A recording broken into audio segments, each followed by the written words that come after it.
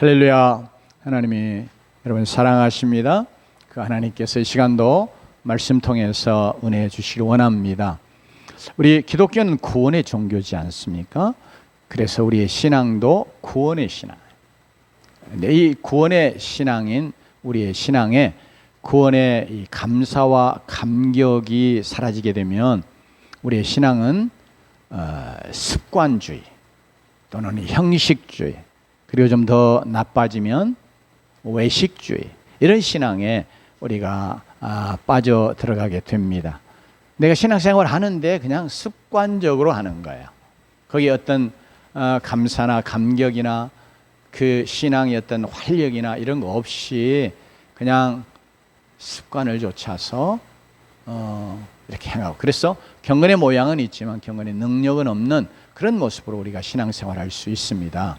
뿐만 아니라 이제 우리의 신앙이 외형화, 형식화되는 거예요. 그러니까 내가 그냥 예배 자리에 있으면 내가 신앙생활 하는 것이고 또 잘하는 것이고, 내가 어떻게 예배하느냐 그건 별 관심이 없어요. 내가 그냥 예배라고 하는 그런 의식 혹은 형식, 내가 이것을 잘 지키는 자, 행하는 자인가 하는 이런 데 우리의 생각이 더 많이 가 있는 거죠. 그래서 내가 이것도 하고 저것도 하고 이런 의식, 이런 예배, 이런 것들을 하는 것 때문에 내가 신앙생활을 잘하고 있다고 생각을 하는 그런 착각 속에 빠지기도 합니다. 그러나 정말 이게 나쁜 것 중에 하나가 뭐냐면, 우리가 이제 그러면서 진짜 구원의 감사와 감격을 잃어가면서 우리는 우리 신앙이 우리의 마음으로, 우리의 심령으로, 우리의 인격으로 하나님을 섬겨드려야 되는 것인데, 이 속사람 이런 것은 그냥 아무 관계없이 혹은 죽어있는 것 같은 그런 상태에 있으면서 외적으로 내가 신앙생활 잘하는 것처럼 이렇게 드러내 보이는 그런 모습, 이게 이제 외식이단 말이에요. 겉과 속이 다른, 그러나 겉은 멋있게 아름답게 잘 치장 혹은 포장되어지는 것 같은 이런 신앙을 우리는 외식주의적인 신앙이라 말한단 말이죠. 근데 신앙생활 오래 하다 보면 우리도 모르게 내가 어떤 직분 때문에 내가 신앙생활 잘하는 것처럼 내 직분 겉으로 드러내고 자랑하고, 내 신앙의 연륜 드러내고 자랑하고, 그래서 이것이 신앙이 속은 보면 썩어 문드러져 있다고 표현할 만큼 그렇게 문제가 많은데, 겉으로는 아주 멋있어 보이는 이런 신앙의 모습을 갖게 될 수 있어요.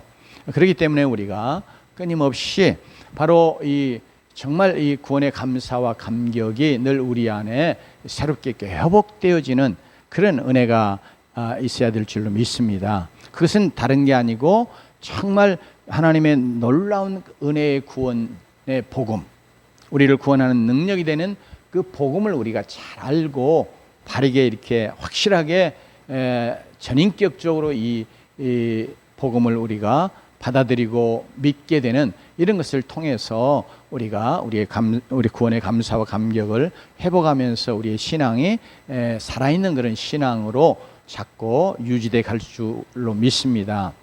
그래서 이 복음을 우리가 다시 듣는 거, 이건 이미 우리는 다 복음은 그냥 초보적인 것으로 우리가 다 아는 것처럼 이렇게 생각할 수 있단 말이죠. 특별히 오늘 이렇게 로마서의 말씀을 이렇게 본문의 말씀으로 이렇게 택했는데, 이 복음서, 이 로마서가 바로 로마에 있는 교회들을 향해서 기록이 된 복음이거든요. 그런데 사도 바울이 이 로마 교회가 그들의 믿음이 온 세상에 다 널리 알려졌다, 그럴 만큼 로마 교회의 그 믿음이 대단한 것이었음을 사도 바울도 인정하고 또 칭찬한단 말이에요. 그러면서도 사도 바울이 그들에게 다시 복음 전하기 원하노라. 내가 너희들에게도 복음 전하기 원한다. 복음은 안 들어본 사람이 들어야 되는 거잖아요, 우리가 단순하게 생각하면. 그러나 복음은 처음 우리의 구원 얻게 하는 능력일 뿐 아니라 우리가 정말 구원 얻은 백성으로 계속해서 하나님의 구원을 경험하고 체험하고 살아가게 하는 그런 하나님의 능력이다. 그렇기 때문에 내가 처음 믿을 때뿐 아니라 내가 믿음 생활을 계속 하는 중에도 계속해서 내가 복음을 다시 정말 깊이 바르게 이렇게 잡고 내가 듣고 믿음으로 듣고 알아가는, 그래서 그 복음을 또 체험하는 그런 신앙이 우리의 신앙이 되어야 될 줄로 믿습니다. 복음은 이게 초등학생이 경험하여 아는, 영적으로 말하든 하여튼 우리가 그냥 육신적인 초등학생들의 수준을 생각을, 초등학생이 무엇을 아는 거 생각할 때 똑같은 것일지라도 초등학생이 아는 암과 그리고 마치 대학을 졸업하고 또 그것에 전문가가 된 그런 지식인이 어떤 것을 아는 거하고 똑같은 것이어도 그 깊이 넓이가 다르잖아요. 그러니까 복음도 똑같. 이게 초등학생도 정말 알 수 있는 쉬운 그런 내용이 복음이면서 동시에 정말로 그게 하나님의 지혜이기 때문에 아무리 세상에 지혜로운 자이고 많이 공부한 자일지라도 아니면 신앙생활을 많이 한 자일지라도 그건 자꾸 알아가면 더 알아가고 더 깊이 있고 더 넓어질 수 있는 그런 복음이기에 우리가 자꾸 복음을 듣는 자가 되어야 될 줄로 믿습니다. 로마 교회도 복음을 들어야 되는 것이 이제 이렇게 복음이 전해지고 그러면서 이제 사도 바울이 로마 교회를 방문하지 못했단 말이에요. 그러면서 세월이 많이 지났어요. 에베소 교회도 그런 것처럼 교회가 처음 세워질 때에 그 주님에 대한 막 사랑과 또 막 뜨거운 헌신과 열정 이런 것들이 사실 세월이 지나가면 우리가 연약한 존재이기 때문에 늘 이렇게 이것이 더 약해진다. 쇠퇴하기도 하고 퇴보하기도 하고. 로마 교회도 이게 그렇게 소문이 날 때의 그런 교회의 영적인 상태는 이제 다시 이 편지를 쓸 때에는 좀 더 어떤 점에서 영적으로 뒷걸음질 치고 있었을 수도 있어요. 그래도 다른 교회들이나 일반적으로 생각해 볼 때는 탁월한 믿음의 교회였음에 틀림없습니다. 뿐만 아니라 로마 교회가 이게 세월이 지나가면서 영적으로 이제 그들의 구원의 감사와 감격들이 약해질 뿐 아니라 또 그렇게 만드는 한 중요한 잘못된 그런 어떤 거짓된 이단적인 이런 가르침, 이게 그 당시에는 아직 이건 진짜 이단이야 하고 딱 잘라서 교회에서 탁 잘라내는 이제 그런 상황이 되지 않은 상황이 있었단 말이에요. 그게 뭐냐면 율법주의적인 구원관, 율법주의적인 신앙. 이것이 도리어 오늘날도 그런 이야기들을 많이 한단 말이에요. 그래 지난주에도 어떤 영상을 제가 다 보진 않았는데 제목만 딱 보니까 믿음으로만 구원 얻는다고 제목을 이렇게 썼어요. 그 말이 무슨 말이에요? 그거 말도 안 되는 소리야. 그런 구원은 참 웃기는 거야. 아니면 그런 구원은 좀 하찮은 저급한 값싼 구원 뭐 이런 거야. 그런 뉘앙스를 그 제목 속에 담아놨더라고요. 제가 그 사람 이야기를 다 읽지는 않았는데 그게 무엇 때문에 그러냐면 그냥 이렇게 하나의 카테고리를 정한다면 그건 율법주의적인 구원관 신앙 때문에 그런 거야. 그러니까 너희들처럼 이렇게 단순하게 그냥 믿어서 구원받는다, 그건 웃기는 거야. 그냥 값싼 저급한 구원 얻는 것과 같아. 이게 바로 그 당시에 유대인들이 갖고 있던 구원관이기도 했어요. 그런데 이것이 로마 교회의 유대인들과 이방인들이 같이, 사실은 로마 교회는 같이 교회 지체들이 되어서 교회를 이루고 있었단 말이에요. 그러면서 로마 교인들 입장에서 보니까 아니 예수 믿어서 구원 얻었다 보니까 참 웃기는 거예요. 왜냐하면 특별히 유대인들은 구원을 두 레벨로 생각했어요. 유대인들처럼 그렇게 율법을 지키고 자기들처럼 이렇게 태어났던 언약의 백성으로 하나님 앞에 이게 선택받아 그리고 율법을 잘 지켜 또 이제 그런 점에서 믿음 생활 잘하고 있는 이런 자들이 얻는 구원과 이방인들이 얻는 구원이 달라요. 그들에게는. 그런데 이제 예수 믿어서 구원 얻는다 하는 이 복음이 증거되면서 많은 이방인이 예수 그리스도를 믿고 구원받아서 교회에 들어왔단 말이에요. 그런데 여전히 그들의 생각 속에 그들의 또 눈에는 보면 그런 구원의 백성들이라고 하는 이방인들의 그런 신앙이라는 것이 그들 볼 때는 한참 이렇게 수준이 낮은 거예요. 저급한 거예요. 그렇게 믿음으로만 구원 얻는 게 아니고 그러면서 유대인들이 너희들 율법을 잘 지켜서 율법의 의의를 얻어야 너희들이 정말 확실한 구원을 얻는 것이고 성경이 말하는 그 온전한 구원을 얻는 거야. 이렇게 그들이 주장하는 그런 주장이 교회 안에 이렇게 상당히 영향력을 미쳐오는 거예요. 그래서 사도 바울이 보내니까 이거 큰일 났거든요. 그런데 교회 안에서도 그 이야기를 들으니까 과연 그래. 오늘날도 이제 잘 믿어야 된다고 생각하는 그리고 잘 믿는다고 생각하는 그런 자들 이제 뭐 신학자도 있고 목사도 있고 또 그렇지만 하여튼 그런 자들 편에서 그냥 믿음으로만 구원 얻는다고 하느냐 이거 아주 값싼 구원 얻는 것처럼 이렇게 생각하는 이런 생각이 이게 들어와 있는 거예요. 뭐 때문에요? 율법주의적인 구원관을 갖는 것 때문에. 근데 그 율법주의적인 구원관이 뭐냐면 굉장히 하나님 앞에서 교만한 것이거든요.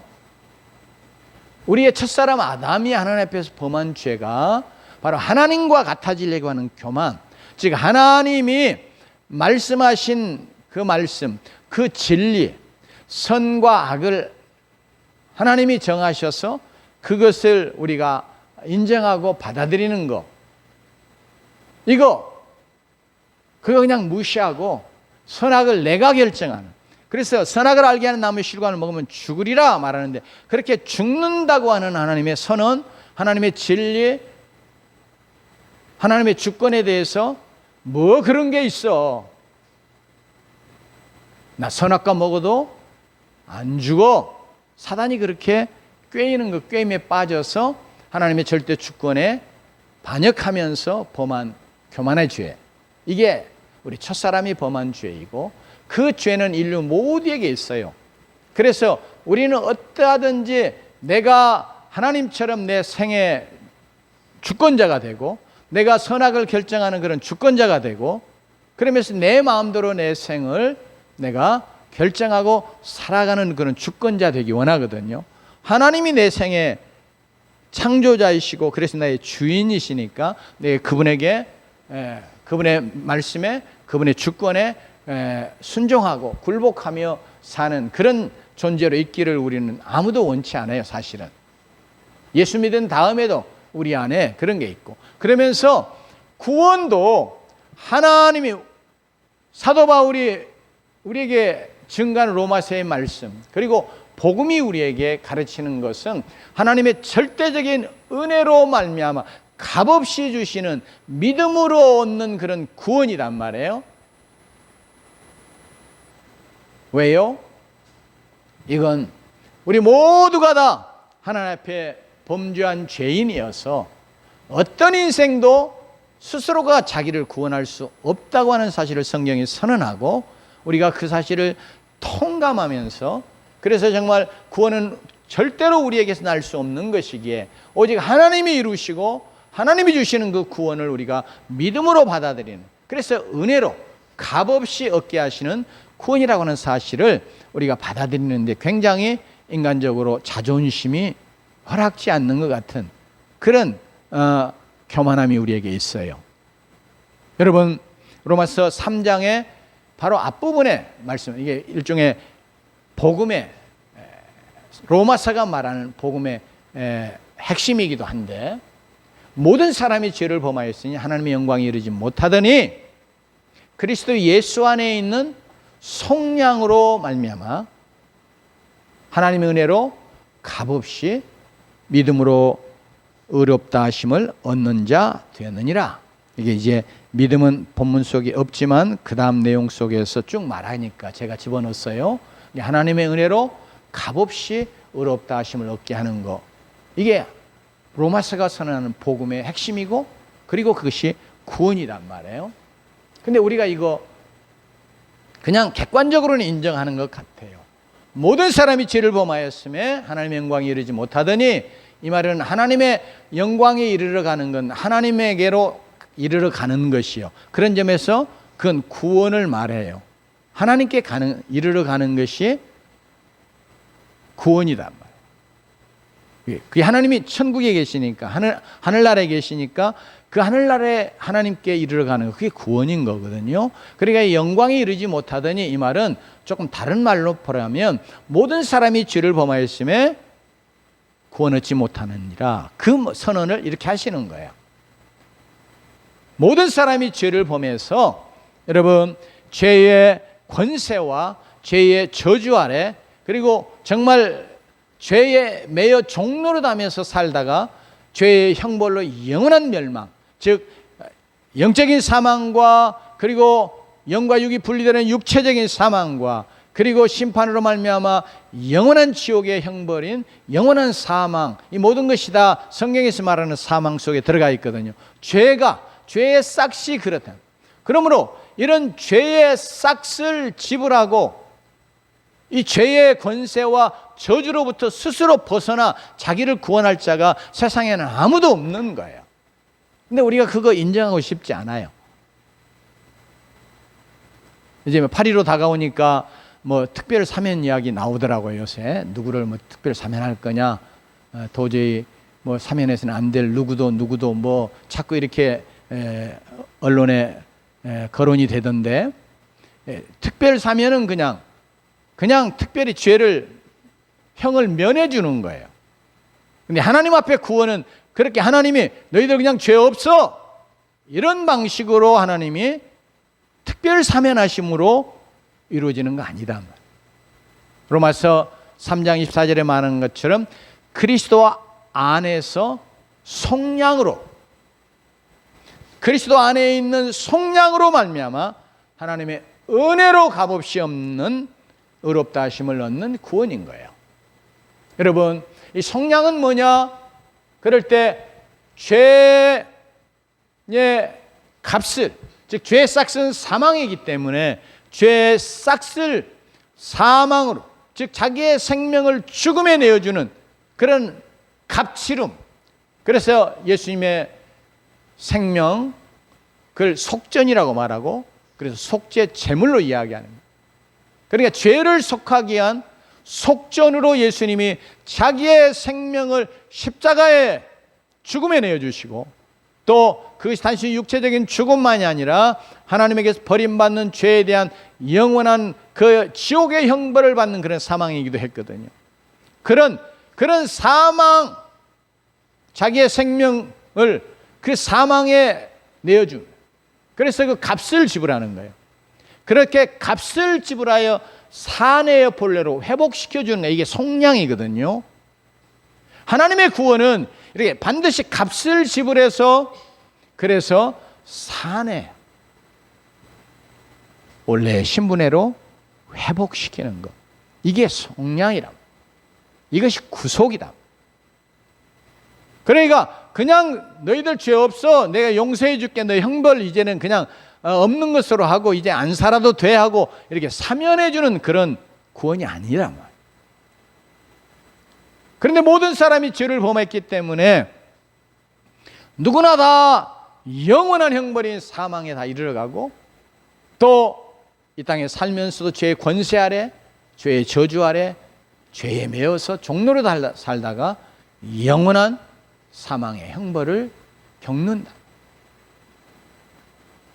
그렇기 때문에 죄인 된 자가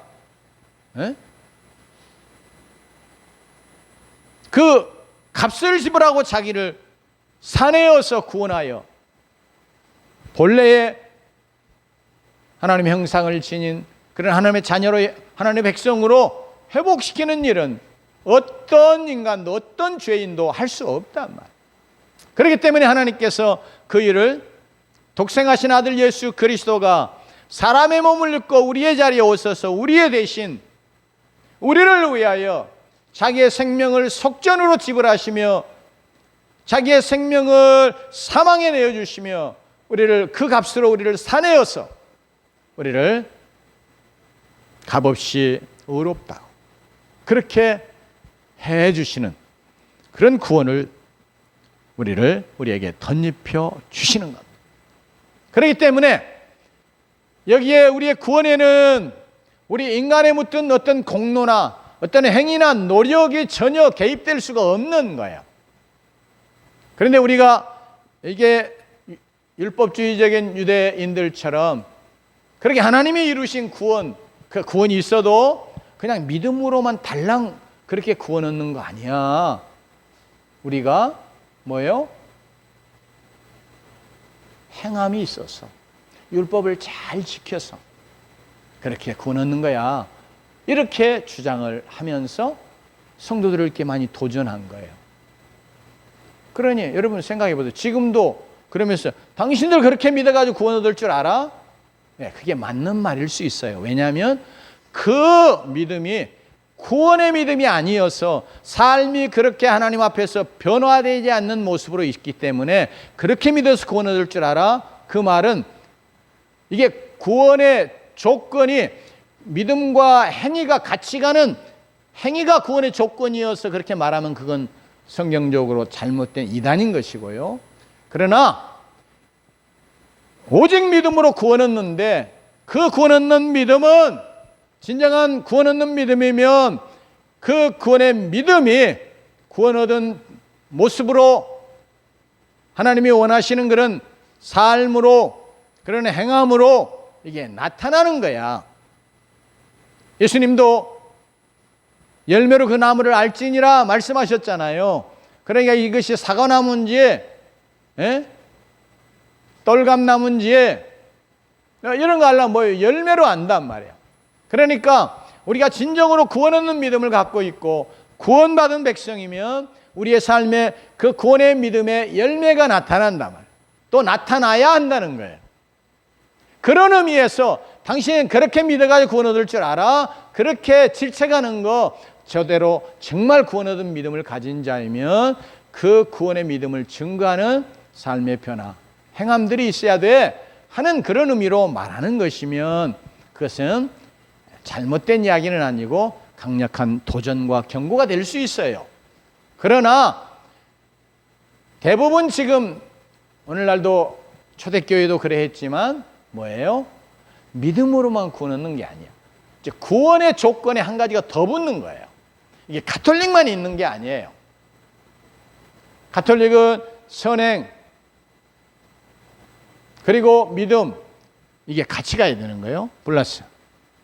그러면서 선행이 지은 죄보다 많으면 여러분 지은 죄들이 마치 속상되는 것처럼 그렇게 돼서 막 연옥에서부터 이렇게 쭉쭉쭉쭉 올라가서 높은 단계의 구원, 천국에 이르러간 이런 식으로 이야기를 한단 말이에요.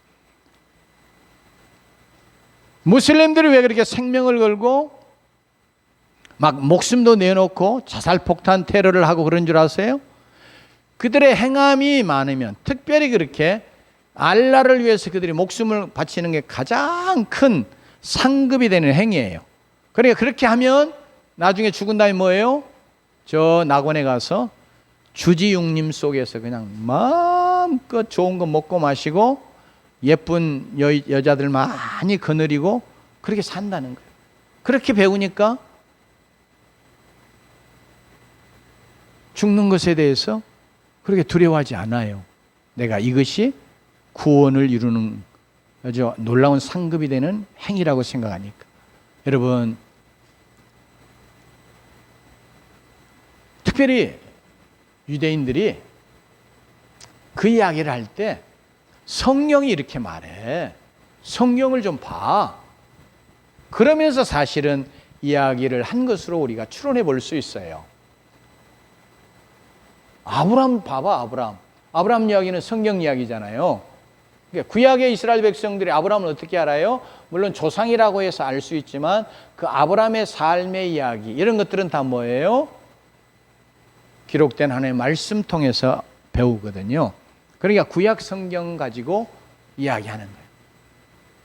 아브라함이 우리의 믿음의 조상, 의의 조상이 됐는데 그러면서 우리도 아브라함처럼 이렇게 행해야 하나님의 의롭다함을 얻고 아브라함처럼 우리 할례 받아야 우리가 의의 백성된 언약의 백성된 표를 갖는 것이고 구원 얻는 거야. 그렇게 이야기하면서 니들처럼 이렇게 믿음으로만 구는 그건 성경적이 아니야. 잘못 믿는 거야. 사실은 이렇게 도전해 오는 거예요. 오늘날도 성경을 봐라. 행함이 없는 믿음은 죽은 믿음이라. 그러니까 행함이 없으면 구원은 못 얻는 거야. 그렇게 말하는데 그 야고보서의 강조는 뭐냐면 믿음과 행함이 구원의 조건으로 같이 나란히 있는 걸 이야기하려고 하는 게 아니라 구원 얻는 참 믿음은 뭐예요? 마치 영혼과 몸이 우리가 분리가 안 돼 하나잖아요. 그러죠? 그러니까 이렇게 진정한 구원 얻는 참 믿음, 그 믿음은 이렇게 행함이 있어야 돼. 행함으로 나타나는 거야 하는 걸 강조하려고. 그러니까 행함은 없고 난 믿고 있어 이렇게 말하는 사람은 진정한 살아있는 믿음의 소유자가 아니야. 구원 믿음을 갖고 있는 거 아니야. 이걸 강조하려고 하는 말이거든요. 근데 이거 오해해가지고 봐라, 야고보서 봐라, 뭐예요? 믿음하고 행함하고 같이 나란히 이렇게 이야기를 하는, 오해하는 그런. 그래서 지금 이 로마 4장의 말씀이 그렇게 주장하는 유대인들을 향해서 또 오늘날도 그런 주장을 하고 그것이 성경적이라고, 그리고 가장 잘 믿는다고 그들의 믿음을 높게 생각하면서 믿음으로만 구원한다고 하는 것에 대해서 좀 깔보듯이 성경적이 아니야 하고 말하고 있는 그런 자들을 향해서 사도 바울이 이게 4장 말씀을 하는 거예요. 너희들 성경 잘못 본 거야. 다시 한번 나하고 같이 성경 한번 볼래? 사실 그런 의도로 지금 이야기하는 거예요. 그러면서 자, 3절 한번 같이 읽어봅니다. 시작. 성경이 무엇을 말하느냐? 아브라함이 하나님을 믿음에 그것이 그에게 의로 여겨진 바 되었느니라. 이제 그러니까 지금 아브라함이 대단한 행위를 하잖아요. 그죠? 갈대아 우리에서 떠나오는 거예요. 여러분 그거 할 수 있어요? 여러분의 삶의 모든 터전을 내려놓고 하나님의 부르심, 즉 믿음 생활을 하기 위해서 다 내려놓고 올 수 있냐 그 말이에요. 굉장히 어려운. 여러분 그렇게 할 수도 있지만 굉장히 어렵단 말이에요. 그러니까 그것이 굉장한 믿음의 행위예요. 즉 소위 말하는 믿음은 빼고 아브라함이 굉장하게 하나님 앞에서 지금 행함을 한 거예요. 거기서부터 유대인들은 생각하는 거예요. 그런데 정말 이제 사도 바울이 일일이 다 그걸 이야기할 수 없으니까 이제 특별히 하나님의 아브라함을 의로 여겨주신 것, 너 아브라함을 의롭다 해주시는, 여겨주시는 그 사건을 딱 끌어와서 이야기하는 그 내용이 어디냐면 창세기 15장이에요. 근데 뭐냐 그러면 아브라함이 이제 후사가 없어요. 75세에 가나안에 들어왔는데 10년 지났는데도 후사가 없는 거예요. 그러니까 고민이 많이 되죠. 이제 어떻게 해야 될 것인가? 내 가업을 누구에게 물려주고 어떻게 이 가업을 유지해 가야 되나? 이런 생각을 많이 했겠죠. 그래서 아브라함이 그 집의 종들 중에서 아주 신실한 엘리에셀, 그래, 이렇게 신실한 자이면 내 후계자로 삼아도 되겠다, 그런 생각을 하고 하나님 앞에서 엘리에셀을 자기 후계자로 삼을 생각을 하고 있었던 거예요. 근데 하나님의 계획, 그리고 하나님이 하셨던 약속은 그게 아니거든요. 그래서 다시 나타나셔서 아브라함에게 그를 밤에 밖으로 이끌어내셔가지고 그 중동의 밤하늘은 막 별이 막 쏟아질 듯이 그런 모습으로 이렇게 하늘이, 밤하늘은 그렇거든요. 보여주면서 별들 봐라, 바짝바짝 빛나는 막 수없이 보석처럼 박혀 있는 그런 밤하늘을 보여주면서 네 후손이 하늘의 이 별과 같고 바닷가의 모래 같을 것이다. 그랬을 때 아브라함이 그 하나님의 약속을 믿었어요. 근데 그것이 전인적으로 받아들인 거예요. 아니, 하나님 뭐 그러신가 보다. 뭐 이전에도 뭐 약속하셨는데 그러려니 이런 게 아니고 정말 너무너무 놀랍게 온 그의 전심으로 그것을 받아들인 거예요. 그래서 엘리에셀을 자기의 후사로 생각하던 거 다 씻어낸 거예요. 그게 겉으로 드러나는 행위는 아니지만 위대한 믿음의 결단이었고 행위가 되는 거예요. 그러면서 이제 더 이상 엘리에셀을 후사로 세울 생각 딱 접어놓고 하나님이 약속하신 그 후손, 물론 그것은 직접적으로는 우리가 이제 아는 것처럼 이삭이지만 하나님이 네 후손으로 말미암아 세계 모든 족속이 복을 받으리라 하셨으니 그 후손은 사실 사도 바울이 우리에게 설명해 주는 것처럼 예수 그리스도를 말한다. 이삭 그리고 이삭으로부터 이어져서 오는 예수 그리스도. 아브라함이 그 믿음을 갖는 거예요. 아, 이제 하나님이 후사를 약속하시는데 세계 모든 족속이 복을 받는 그런 후손을 내게 약속하시는구나. 그 후손이 누구야? 물론 육신을 따라 이삭이지만 하나님이 세상 모두를 구원하여 복 주실 그런 후사를 하나님 지금 약속하시는구나 하고 그걸 믿음으로 받았다. 그래서 그가 그냥 관념적으로 그것을 받아들이고 인정하는 것이 아니라 믿음을 보통 우리가 그렇게 생각하기 때문에 자꾸 행위를 강조하는 거예요. 그리고 또 우리가 내가 믿었으니까 구원받았어 그러면서 삶이 변화되지 않는 중요한 이유 중에 하나가 우리의 믿음이 그런 그냥 지식적인 관념적인 것 그것을 믿음이라 신앙이라고만 생각을 하기 때문에 전인격적으로 하나님의 말씀을 받아들이고 하나님의 인격을 우리가 온전히 신뢰하는 것이거든요.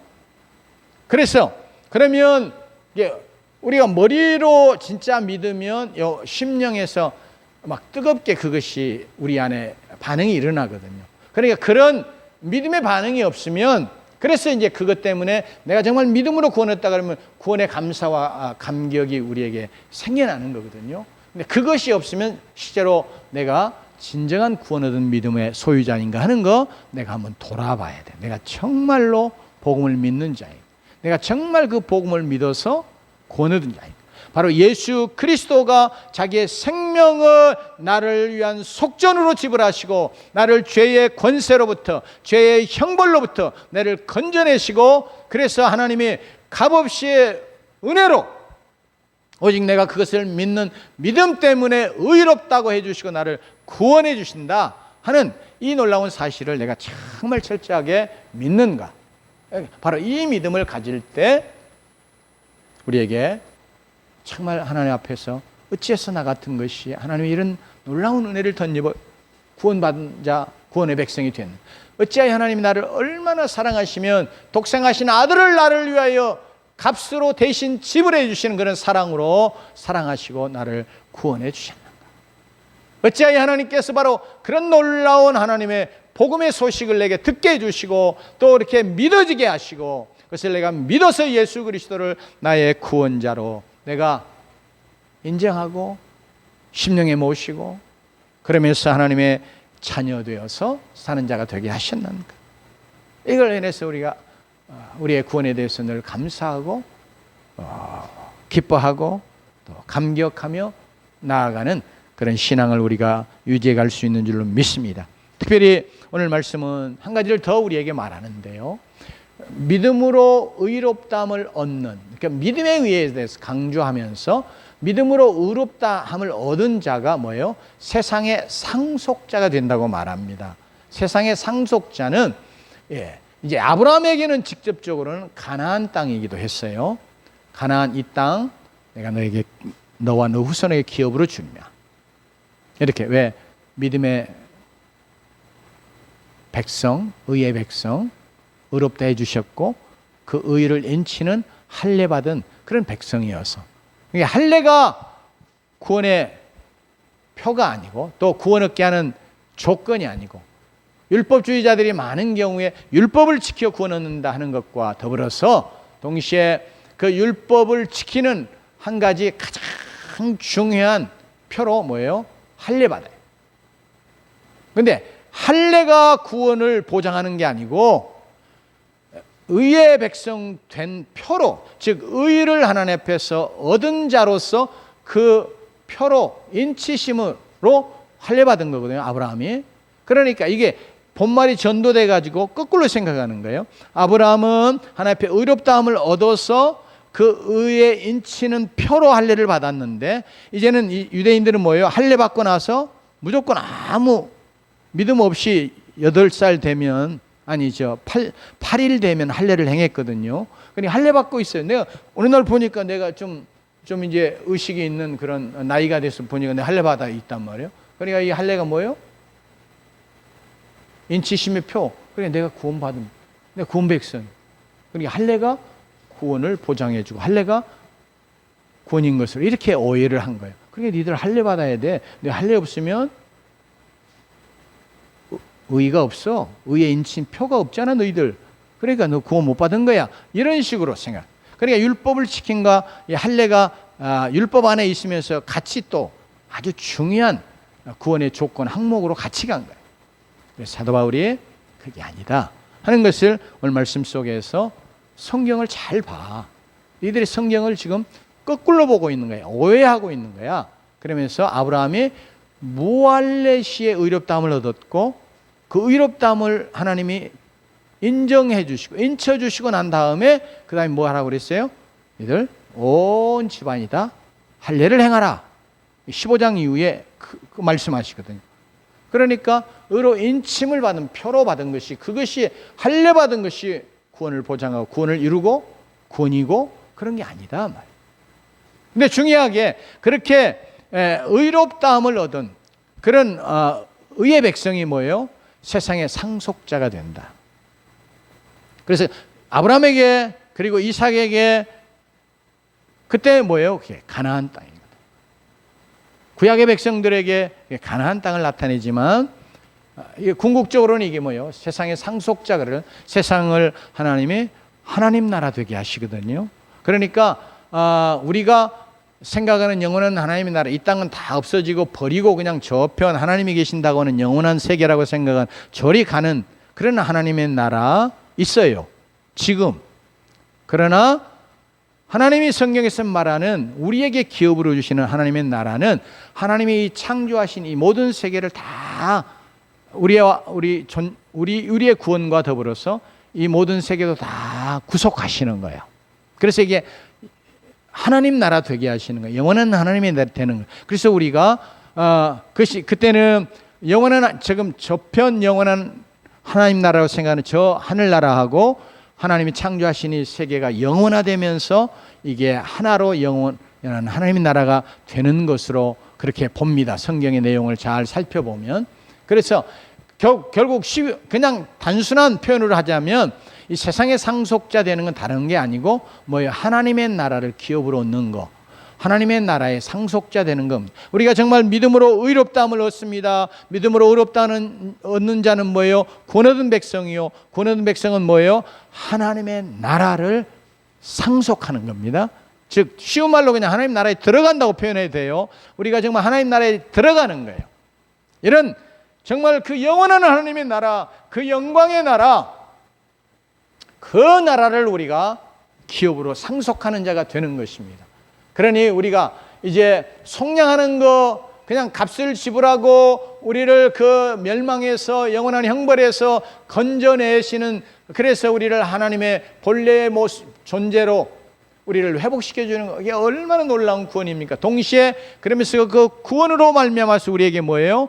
영원한 하나님의 나라를, 우리가 하나님의 형상으로, 하나님의 자녀로, 하나님의 백성으로, 의의 백성으로 다시 회복된 상황에서 이제 하나님이 뭘요? 마치 상급처럼 하나님의 백성이니까, 하나님의 자녀이니까 당연히 하나님 아버지의 나라, 영원한 하나님의 나라를 상속하는 놀라운 축복을 누리게 되는 줄로 믿습니다. 그래서 우리가 이걸 생각하면 내가 속량으로 말미암아 하나님의 은혜로 의롭다함을 얻는 이 놀라운 구원과 더불어서 영원한 하나님의 나라를 우리가 상속하는 정말 복된 자가 되었으니, 그래서 우리가 이 구원을 생각하며 늘 하나님 앞에 감사하고 또 그래서 감격하면서, 그래서 우리가 늘 신앙을 새롭게 하고 그러면서 우리가 하나님의 백성으로 정말 우리의 삶 속에 이제는 의가 이루어지는 삶, 로마서 8장으로 넘어가면 의가 우리의 삶 속에 이루어지게 하는 역사를 성령이 이루신단 말이에요. 그러니까 우리가 끊임없이 성령님 의지하고 성령님과 함께하면서 성령님 우리 안에서 하나님의 의가 이루어지는, 이게 이제 신학적으로 좀 그런 용어를 써서 그런데요, 우리가 믿음으로 의롭다함을 얻는 것은 의의 전가라고 그래요. 예수 그리스도의 완전한 의, 예수 그리스도가 이루시는 완전한 의를 우리에게 이렇게 덧입혀주는 거예요. 마치 겉옷 이렇게 입혀주는 것처럼 덧입혀주는, 왜 전가라고 그럽니다. 그런데 우리가 이렇게 의의 전가를 받은 구원의 백성은 뭐예요? 의가 우리의 삶 속에 이루어지게 성령이 우리 안에서 역사하세요. 그러니까 그런 점에서 우리의 삶 속에 의가 이루어지게 하시는 그런 성령의 역사, 성령의 역사로 우리의 삶에 의가 이루어지는 그런 모습이 없으면 그렇게 믿어서 구원 얻을 줄 알아? 즉 내가 정말 구원 얻은 믿음을 가진 자인가 하는 것에 대해서 우리가 한번 심각하게 우리 자신을 돌아보고 경계를 받을 필요가 있는 것이죠. 그런데 어찌하든 간에 이제는 성령이 우리 안에서 그리스도의 의가 우리 안에 이루어지게 하시는 역사를 이루시니까 우리가 끊임없이 그 성령에게 순종하면서 우리는 이제는 그리스도의 의를 우리의 삶 속에서 이루어가는, 또 다른 말로 말하면 그리스도의 형상이 우리 안에 이루어져 가는 그런 삶을 살아가는 그런 하나님의 백성 되어서 우리가 우리를 구원하신 하나님을 기쁘시게 하고 또 하나님 앞에 인정과 사랑과 칭찬을 받는 그런 하나님의 백성으로 믿음 생활을 잘하며 달려가는 은혜가 있기를 주 이름으로 축원합니다. 기도하십시다.